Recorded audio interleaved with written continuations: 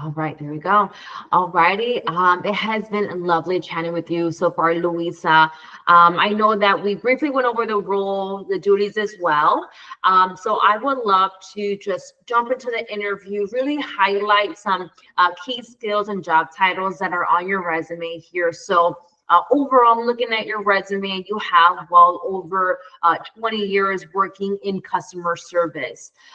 Whether it's in person, over the phone, you have communications via email as well. So you have that customer service based experience.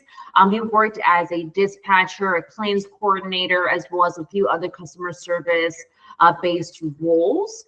I would love for you, Luisa, to touch base as far as your professional experience a bit, and then we'll go from there. All right, thank you. Thank you for the opportunity. Well, prior to working for Whirlpool, which is the last job that I posted on my resume, I did work for a company called Sage Enterprises. And in Sage Enterprises, they were an airline catering food distribution company where I worked the last 4 years in the actual warehouse. They had two warehouses. They had a dry warehouse and they had a refrigerated warehouse. I was responsible for the dry warehouse. I wasn't the manager, but I managed the office. And basically, I had my little window, and I had drivers come up, and I had pickers come to my window. So I had a lot of daily interruptions. So I learned how to negotiate with them on sometimes they wanted to be the first one to be served. I understand their personalities. Everybody has a different personality. In fact, I had that job in Miami, so you can imagine. Oh, It's a different atmosphere bless there God. than it is here. Yeah. I'm bilingual, so I can speak in Spanish and English very easily and fluently. So that helps with the drivers because some of the drivers, don't speak any English at all. That's right. That's my experience. I don't know if that's the same case here. But basically in the airline catering kitchen, we distribute the foods to the airlines catering kitchens. So we basically distributed throughout the whole state of Florida. And that's what our territory was. We had local drivers and we also received materials. So my responsibilities were to receive the products in the computer.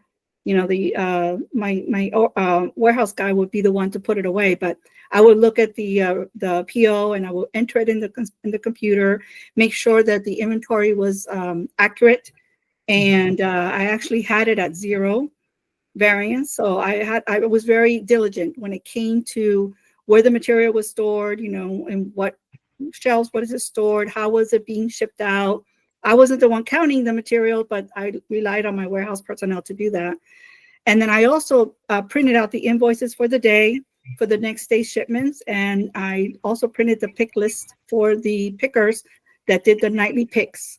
So I managed the whole office. I was a one-man show. I was the only one working in the office. Sounds like you wear many hats during that I time. wore many hats during that time, and I'm very familiar with shipping. And in Whirlpool, I also did shipping.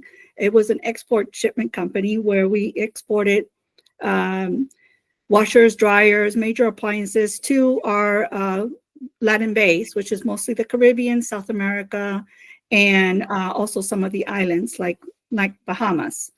And there, what I did was that we exported shipments. So we had to take care of the freight from the moment it left the warehouse to where it went to the dock to it went on the ship. And I handled all the paperwork for the shipments. And I also did tracking for the shipments.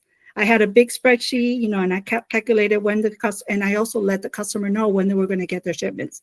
So not only did I enter the orders for that company, I also did the shipments and make sure, like I already knew. Like I can't remember now how many washers fit in a 40-foot container, but I knew at the time how many washers fit in a 40-foot containers. So my orders were structured accordingly to Yes. whatever needed to be shipped out. Because when you're dealing with container loads, there's not much room for wiggle room, and you want to fill it to the maximum capacity.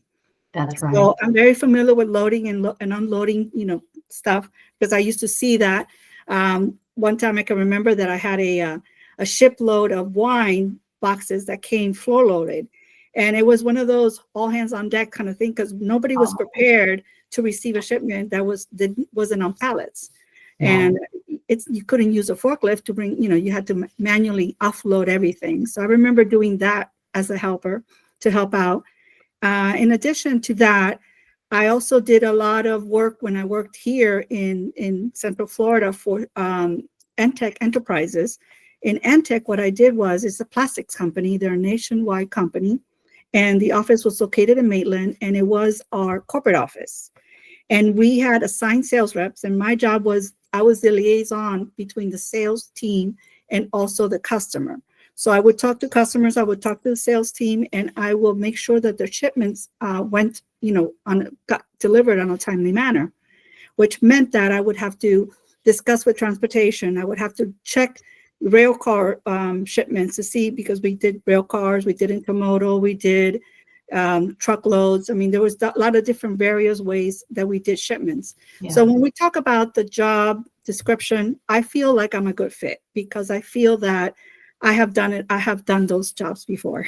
Yeah, and I appreciate that, Luisa. You did a beautiful job really highlighting your expertise, what you've done in your previous roles, touch base as far as customer service, being able to track the orders, communicating with drivers, really from the start, the receipt, all the way to the delivery of the order. So, Yes. those transferable skills are definitely there.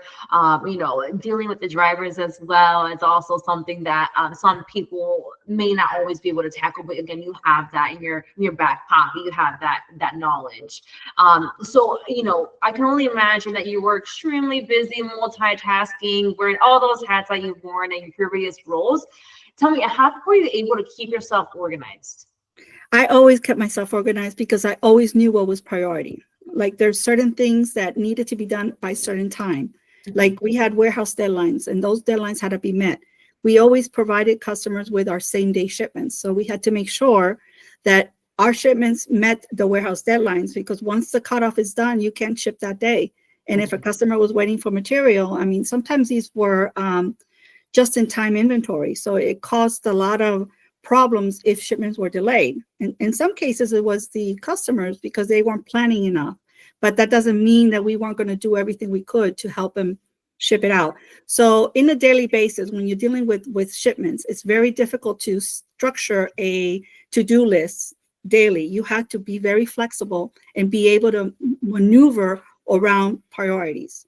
But there were certain things that needed to be done, like when I had to print invoices and I had to print the pick list because the pickers were coming in at a specific time. So different things had to be done by a certain time. So I never felt a problem managing my time work.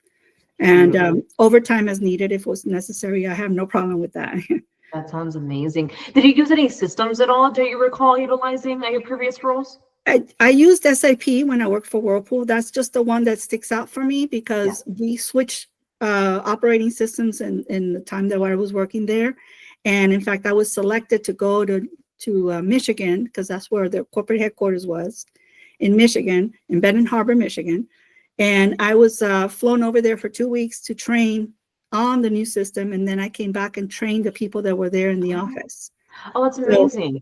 I learned that. I learned Adage. I mean, there's a lot of on-the-job training as it goes, with operating systems. I mean, I worked with Dynamics. I worked with Titan now with the company that I just left. So I'm very familiar with different systems. They always usually make sense to me. Like I'm a quick learner and I catch on and I understand the process. Yeah. Well, that sounds amazing, Luisa. Again, you've touched base on so many aspects, so many questions that I was going to ask you. However, you said it then in there. So that has been amazing, Luisa. My last question for you is, when are you looking to start a new role? I'm looking to start as soon as possible. Perfect. So I'm available. Yes. And you're available to interview at any time, any day? Yes. That sounds amazing. Well, Luisa, it has been a pleasure speaking to you, getting to know your professional experience. I'm going to go ahead and stop the recording, but don't hang up on me quite yet. I would love to continue chatting with you. Okay. Thank you. Thank you.